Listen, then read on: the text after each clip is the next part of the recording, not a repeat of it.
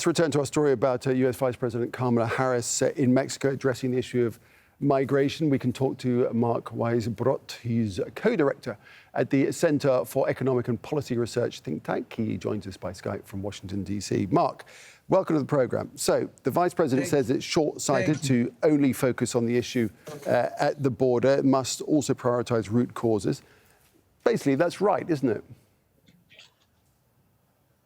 She doesn't want to. She wants to prioritize root causes or not? I couldn't hear that. Yeah, she does want to prioritize root causes. Well, the root causes are a lot in U.S. Foreign policy, and I could spend the rest of the week talking about all the countries where the United States has caused enormous destruction, including Mexico itself. I mean, Mexico was a fast-growing country from 1960 to 1980. Income per person actually doubled, and they were on their way. They would be almost European living standards right now if they continue. And the United States intervened in a whole variety of ways to change Mexico from a developing country to a non-developing country. And it wasn't their deliberate intent, maybe, but that's what they did.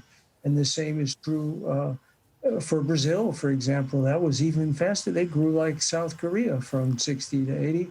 And then it all collapsed. And then, of course, when they finally, a more independent government was elected, the Workers' Party, Lula and then Dilma, they helped to get rid of them. And they helped to get rid of all these governments that tried to choose a different path in various ways. I could go through all of them. In Honduras, for example, you want to talk about Central America? Yeah, okay, well, let's it's clear that this is a problem that Harris has inherited, that she has got to deal with, and the US may well be responsible for, partly for what's going on there.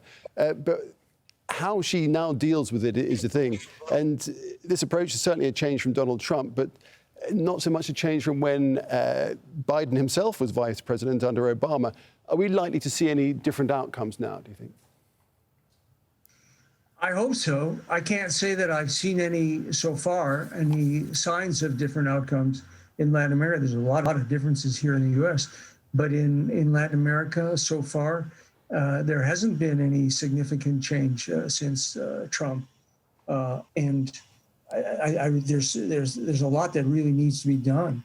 I mean, first, just do no harm. Look at all the people that have died in Venezuela because of these sanctions. Everyone knows that now. It's tens of thousands, maybe hundreds of thousands of people who have died because they've destroyed the economy, lost 3/4 of their GDP. And that's just one country. You can go look at Bolivia. They had that coup in 2019. They could change something about that too, by the way. That was the Organization of American States. The leader of that organization helped that coup on behalf of the Trump administration. And there's Democratic members of Congress, a lot of them now, who have complained about that, and they want an investigation. They want why they did that. What about the administration could this concept of injecting development cash into these so-called triangle countries? In theory, I guess that's a good idea, but in concept, there's no end of challenges. Well, too much of the money goes for what they call security aid, and they're supporting the militaries, of course, and the repression there. And so that has to stop. That would be the first thing. And so, yeah, of course, if they want to give aid and they don't put harmful conditions attached to them, or even better, if they put conditions that have to do with respect for human rights, that would be a big change. Mark Weisbrot, appreciate your perspective. Thanks very much. Thank you.